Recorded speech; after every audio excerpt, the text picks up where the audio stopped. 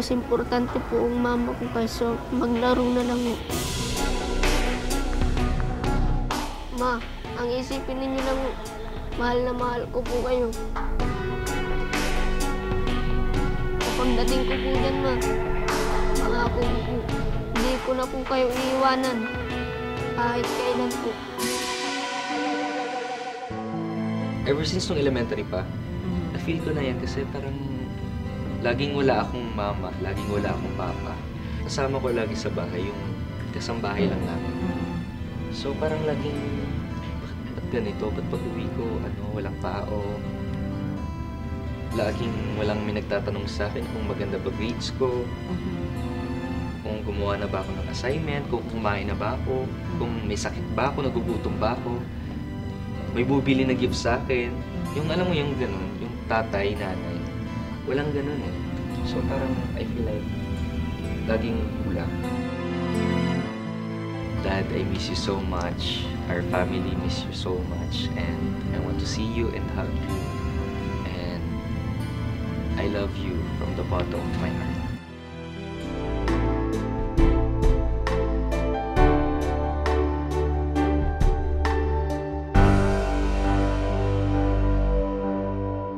Magandang gabi, ako po si Jessica Soho. Tunghayan natin ang mga istoryang magpapaiyak, magpapangiti at magpapalukso ng ating dugo. Dahil ang mga pinapangarap na muling pagtatagpo, abot kamay na dito sa Reunions. Tulungan niyo po kami. Nawala ng kulay, pangarap, nawala ng saysay, nang bigla na lang mawalay ang mga mahal sa buhay. Lahat tayo'y may karapatan na sa pamilya'y mapabilang. Lahat tayo'y magtutulungan sa muling pagkikita inaasam. Ang naghahanap ay may pag-asa, ang nawawala ay makikita. Nasirang pamilya muling mabubuo, kung pangarap muling itatayo dito sa Reunions.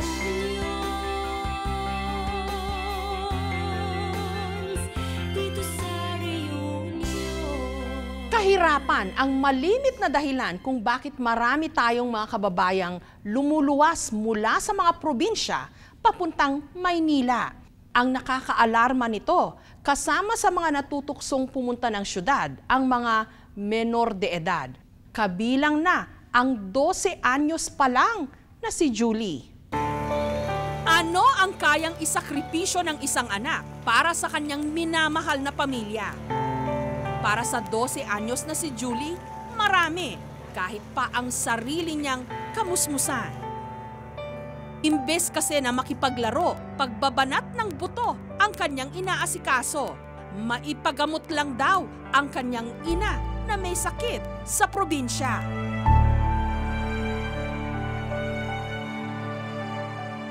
Nagkabuhol-buhol po raw yung bituka.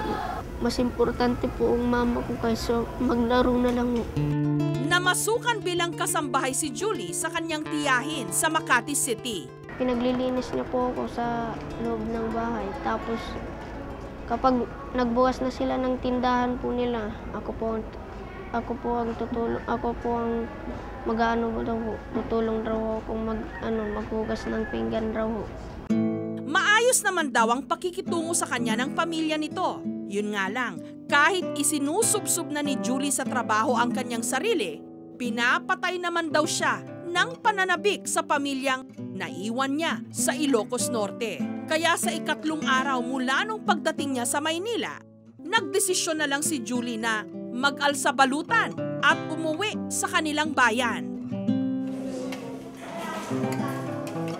Imbes na bus papuntang Ilocos Norte ang nasakyan ng bata, biyaheng Josefa Bella Center o JFC sa Mandaluyong City pala ang kanyang bagsak. Nung dumating si Julie dito, malungkot siya, emotionally siya, palaging tulala, palaging nakatingin sa malayo. Pag kinakausap namin siya, talagang nag-e-express siya ng kanyang desire na makabalik sa kanyang pamilya. Kwento ni Julie sa mga social worker. Mahirap pa raw sa daga ang pamilya nila sa Ilocos Norte. Patay na raw ang kanyang ama, habang ang kanyang ina, pinapahirapan ngayon ng matinding pananakit ng tiyan. Sa kabila nito, mabait pa rin daw ang Diyos sa kanila. Dumating kasi sa buhay nilang mag-iina ang kanyang amain. Pinapakain po ako, pinapaligo po, pinagkikitaan ng stepfather ko po, karpentero po. Kahit alam ni Julie na hindi papabayaan ng kanyang amain ang kanyang ina, iisa lang ang kanyang hinihiling. Sana po bantayan po siya ng Panginoon. Sasabihin ko po sa kanya na sorry po sa lahat ng nagawa ko po sa kanya. Ma, ang isipin ninyo lang, mahal na mahal ko po kayo.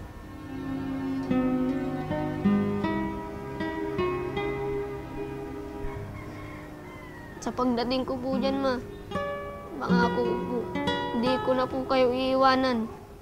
Kahit kailan po. Sa aming pakikipanayam kay Julie, nalaman naming Marlene Ancheta ang pangalan ng kanyang ina, habang Rogelio Rimabud naman ang pangalan ng kanyang stepfather. At sa sitio Nalasin, Barangay 4, Marcos, Ilocos Norte daw sila nakatira. Mahirap nga raw kalaban ang kalungkutan. Kaya bago patuluyang patumbahin si Julie ng kanyang pangungulila sa kanyang pamilya, binalikan namin siya sa JFC. Kahit hindi pa sumisilip ang haring araw, isang umagang puno ng pag-asa ang nais naming ibigay kay Julie. Dito sa reunion. Susunod, Anak ko!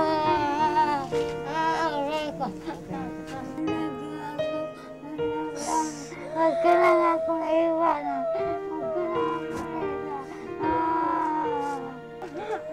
akong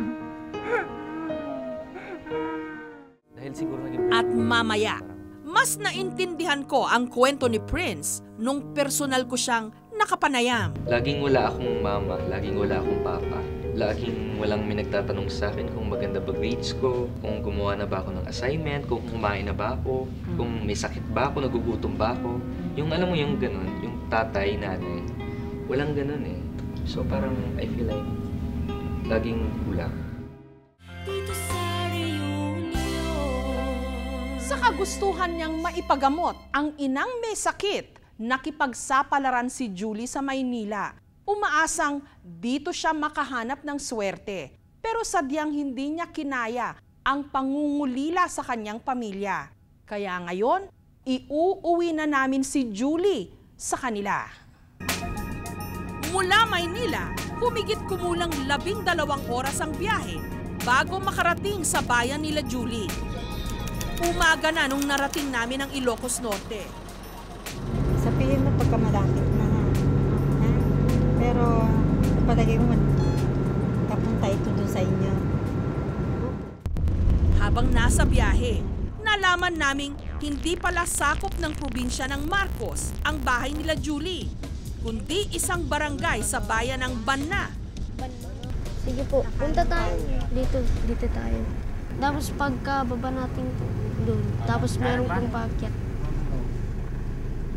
Doon na pong bahay natin. Pagdating sa itinurong lugar ni Julie, nagsimula na kaming magtanong-tanong. Magandang hapon po. Ma'am, saan po rito nakatira si Marlene Ancheta? Saan po? Tao po. Pagpasok namin sa sinasabing bahay raw nila Julie, isang nanghihinang ginang ang bumungad sa amin. Siya raw si Marlene, ang ina ni Julie. Sa kagustuhan daw ni Julie o JR na makatulong sa kanilang naghihikahos na pamilya, agad nitong sinunggaban ang tsansang lumuwas pa Maynila nung nangailangan daw ang tiyahin niya nang makakatulong sa kanilang karinderya. 12 pa lang taon niya.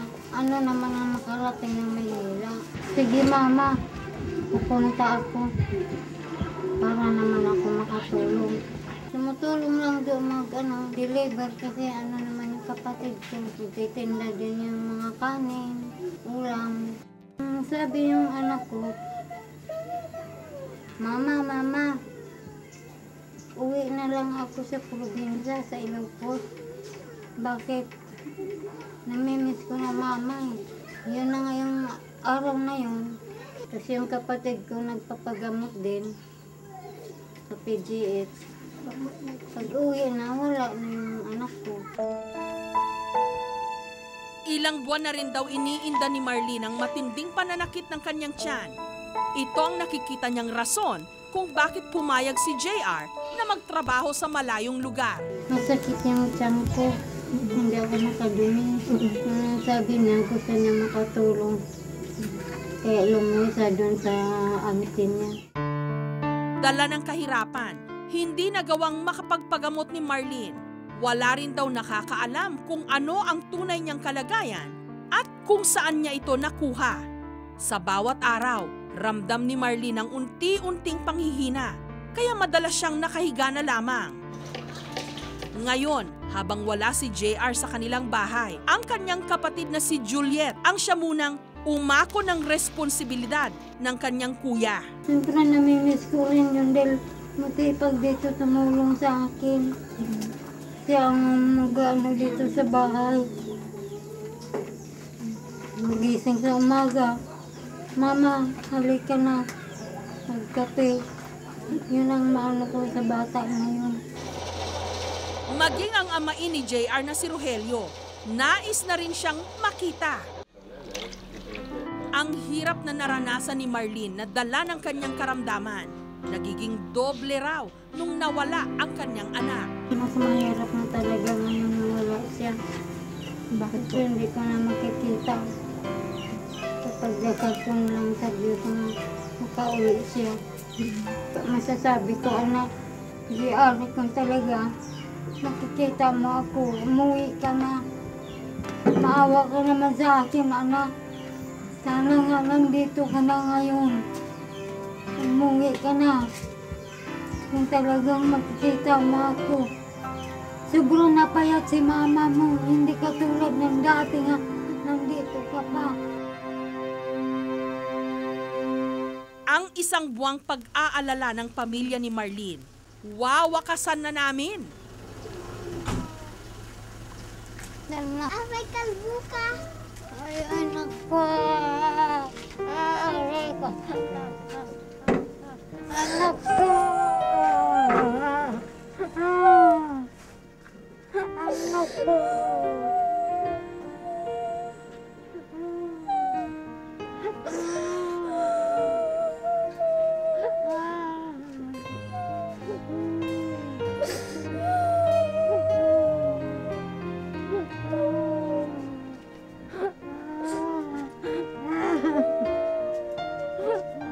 Salamat sa Diyos, anak.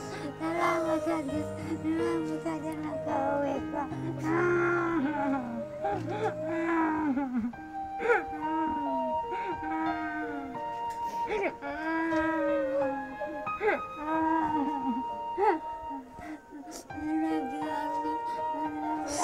Huwag ka lang ako iwan. Huwag ka lang ako iwan.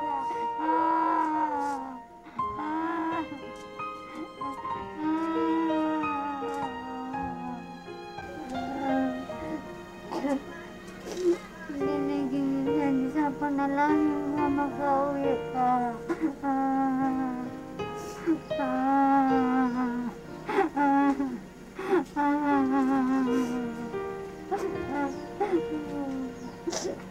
Ganyan ko, naiwan lang ako.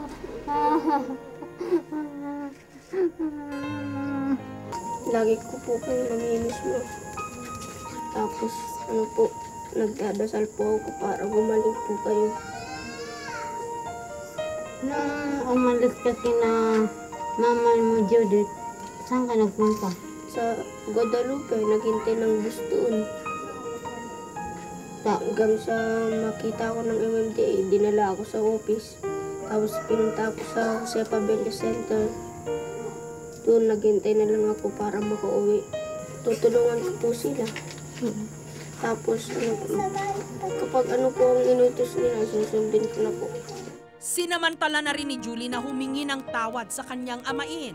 Pangako po, papangako ko po sa inyo, hindi na po ako magpapasaway kahit kailan po.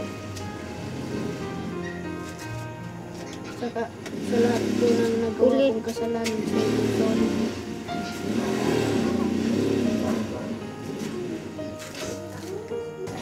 Siyempre, yung mga ginagawa niya po na matulungin din to.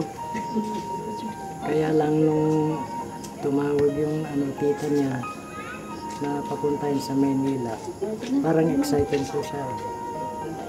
Kung pwede lang, lumipad na akong bagay. Ngayon po na nandito na siya, ano po plano niyo po ninyo sana sa kanya? Pababalikin na lang sa eskwela. Nakapag-aral naman to.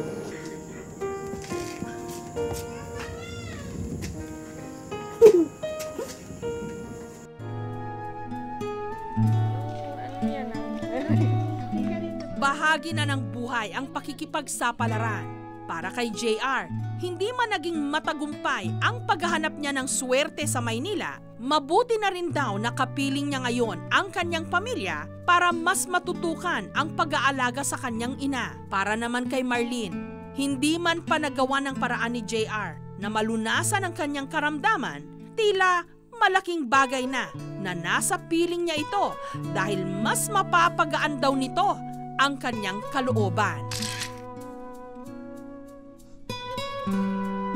Dito sa reunion. Dahil siguro naging... Susunod, mas naintindihan ko ang kwento ni Prince nung personal ko siyang nakapanayam. Laging wala akong mama, laging wala akong papa. Laging walang may nagtatanong sa akin kung maganda ba grades ko, kung gumawa na ba ako ng assignment, kung kumain na ba ako, kung may sakit ba ako, nagugutom ba ako. Yung alam mo yung ganun, yung tatay, nanay, walang ganun eh. So parang I feel like laging kulang. Dito sa reunion. Ang pinakamadaling daan para pumasok sa showbiz ang pagsali sa Artista Search. Ito ang daang tinahak ni Prince Estefan na nagwaging first runner-up sa Starstruck Batch 4. Pero may iba pang rason kung bakit pinasok ni Prince ang pag-aartista. Inaasahan niyang sa pamamagitan nito, makikilala rin niya ang tunay niyang ama.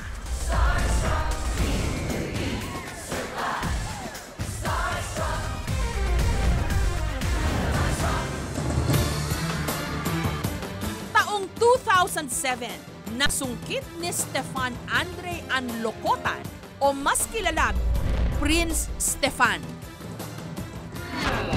Ang titulong First Prince sa reality-based artista search ng GMA, ang Starstruck.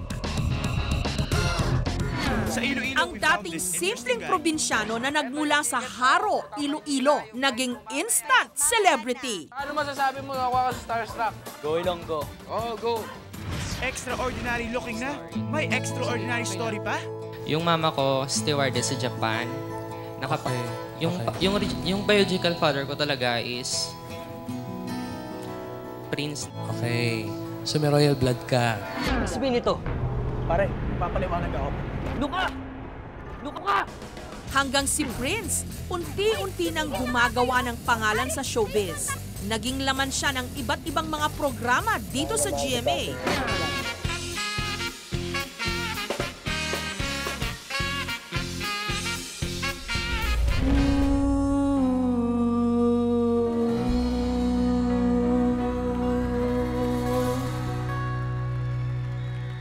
At naka-eksena ng mga premyadong artista. Muna kayo.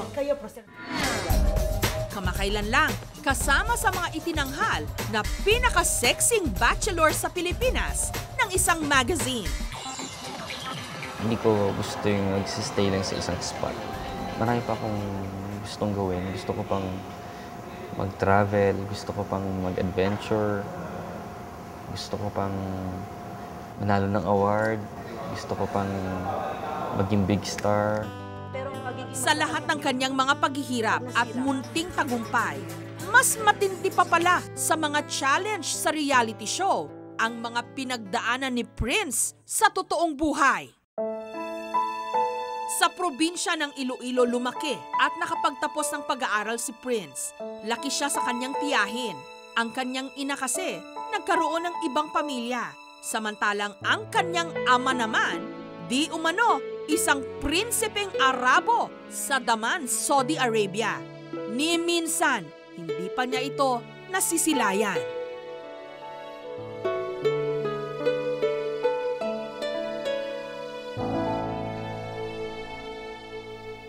Mas naintindihan ko ang kwento ni Prince nung personal ko siyang nakapanayam. Kaya ka pala tinawag na Prince kasi ang tatay mo, prinsipe sa Saudi Arabia. Sabi ng mama ko. Sino daw ito? Siya si Said Ali Saad Abraham Faisal. Ayon kay Prince, flight attendant noon ang kanyang ina nung nakilala nito ang kanyang ama sa Saudi Arabia. Nag-meet daw sila sa abroad. Then nagustuhan siya ng papa ko. Then sumasama-sama yung mama ko sa papa ko every time na umuwi siya ng Damam kasi merong mall. Garden of Eden Mall.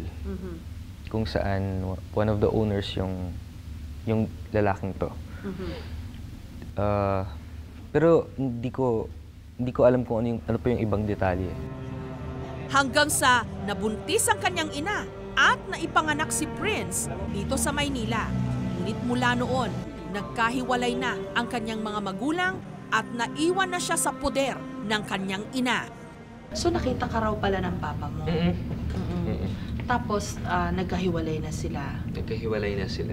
And ever since, wala nang ugnayan? Wala na silang ugnayan. Hindi ko alam kung ano yung reason kung ba't sila nagkahiwalay. Baka nag-away o may nangyari.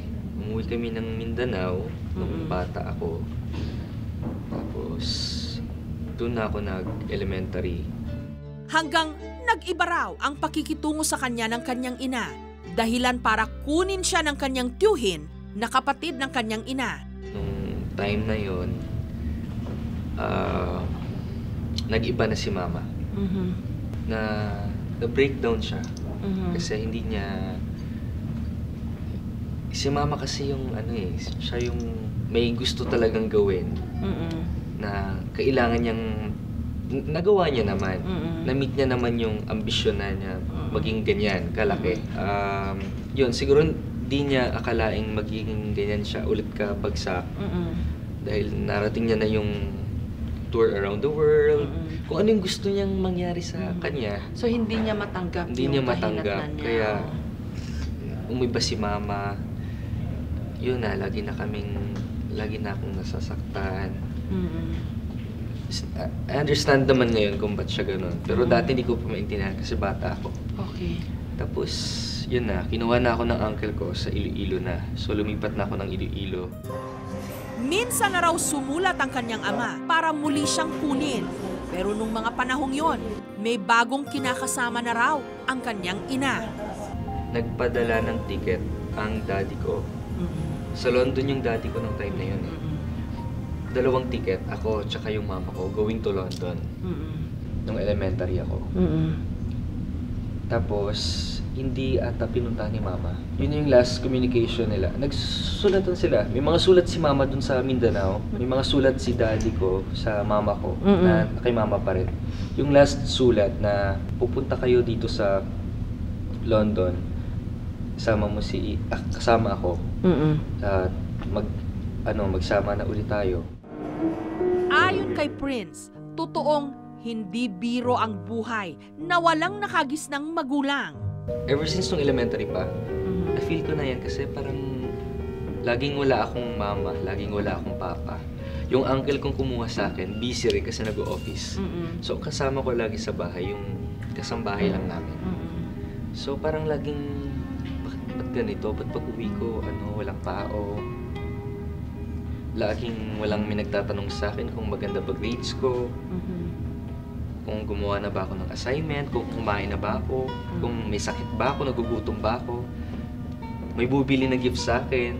Yung alam mo yung ganun, yung tatay, nanay, walang ganun eh. So parang I feel like laging kulang. Ngayon, halos bumibilang na ng 22 taon ang nakalipas. At habang tumatagal, tila mas lalo raw niyang hinahanap-hanap ang pagmamahal na ipinagkait sa kanya ng tadhana. Pag nauungkat na ganito yung background ng papa mo, yung background mo, ano nararamdaman mo na prinsipe pala sa Saudi Arabia yung tatay mo? At ano mga prinsipe doon talagang mayayaman, talagang libo-libo yung minsan kotse nila, dami nilang bahay, lavish talaga yung lifestyle. Anong nararamdaman mo? Oo, nagsiselo syempre. Kasi I know yung struggle ko eh. Kahit sa pag-artista, I know yung struggle ko na ako kasi breadwinner ngayon. So, pag walang show, parang ang hirap-hirap talaga. Iyak na ako. Ang hirap talaga. Ang hirap igapang yung kapatid ko kasi pinaparad ko sa Mindanao. Pero yung bago ninyang asawa ni Mama, may kapatid ako doon. Ako yung nagpapadala sa kanila doon. Sa Iloilo din, tumutulong din ako pag may pera ako. So yan, pag sinasabi prinsipe pala tatay mo, I'm sure mayaman yan. So, may selos ka? Somehow. Ano yung mga naiisip mo? Sana, laging sana. Sana nakita ko siya, sana naramdaman. Sana may tatay ako, binibilan ako ng ganito. Hindi sana ako nagkukulang sa ganito, hindi sana ako naghihirap. Hindi sana, basta laging may sana. Sana narating ko rin yung mga narating ng ibang kapatid ko. Pero para raw maibsan ang lungkot na kanyang nadarama, ginagawa na lang daw niyang abala ang kanyang sarili. Na-overcome lahat ito to be where you are now. Nakarating ka dyan sa kinalalagyan mo. Ginagawa ko na lang din siyang motivations na I need to work hard. Gusto ko pa may mapatunayan ako para matulungan ko pa yung mama ko, kapatid ko pa. At gusto ko pa, ginagawa ko na lang din siyang example na baka ito lang talaga din ang ginawa kong artista para tumulong sa mga pamilya ko. Kasi parang ito na rin yung, dahil siguro naging breadwinner ako, kaya parang yun na rin yung ginawa sa akin. Sa kabila ng lahat, umaasa pa rin si Prince na balang araw, nasa magkabilang panig man sila ng daigdig, magtatagpo rin ang mundo nilang mag-ama. Dad, I miss you so much. Our family miss you so much. And I want to see you and hug you. And I love you from the bottom of my heart.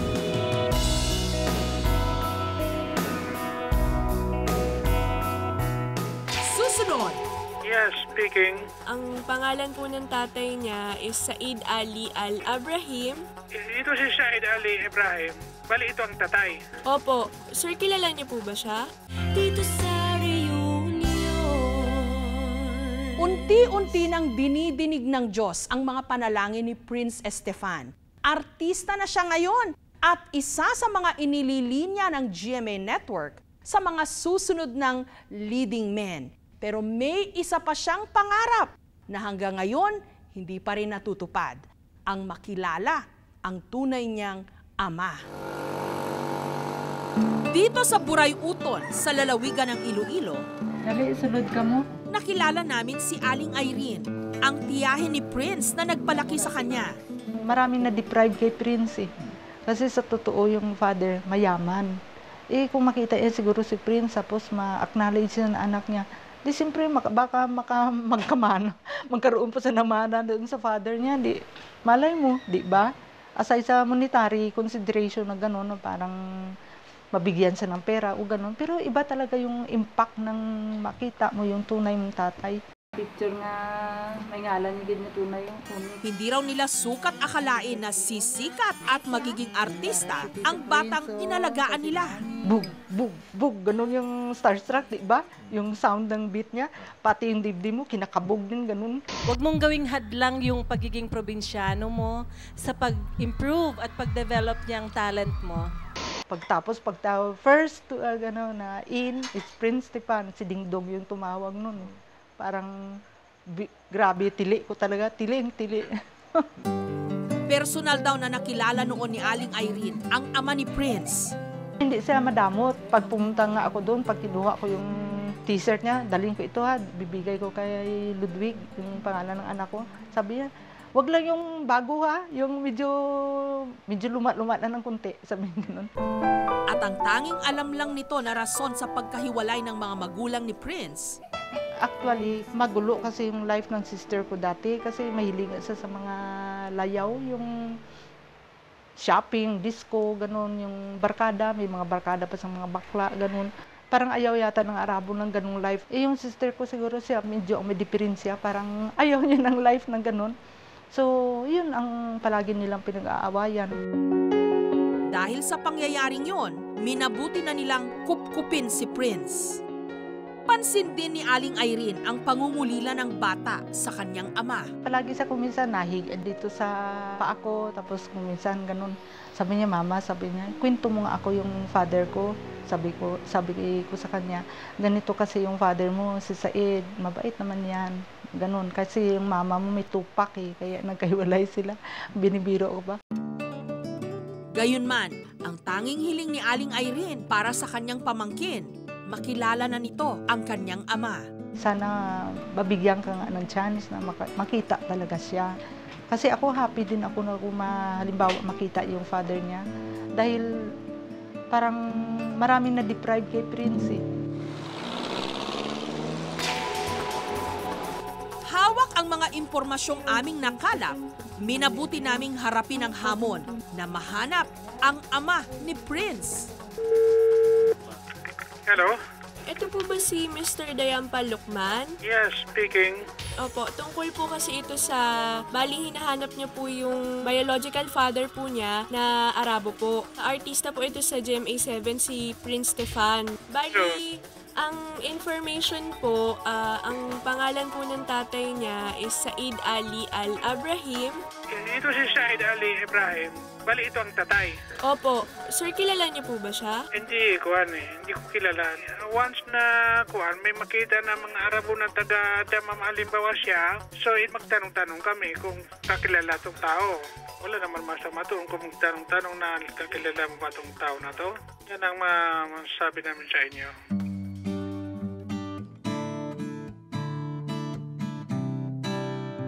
Nakausap ko si Mr. Dayampal Lucman. Siya yung assistant sa National Affairs, tsaka humahawak ng mga kaso ganito.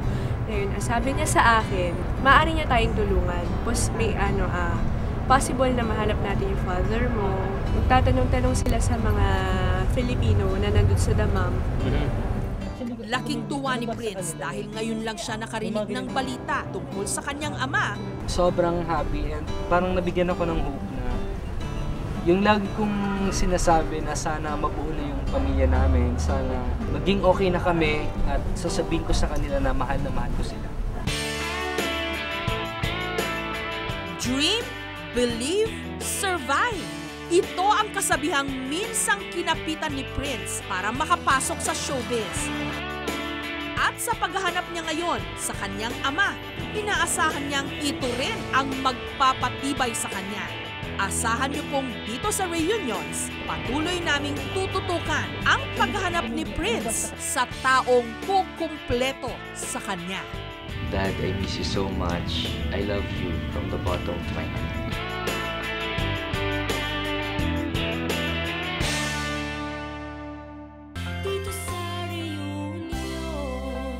Sa linggo pong ito, nasa 518 na ang bilang ng lahat ng mga nawawala na nahanap na natin at naibalik sa kani-kanilang mga pamilya. Tsak kung patuloy pa rin ang pag-akyat ng bilang na yan, basta't patuloy pa rin po tayong magtutulungan.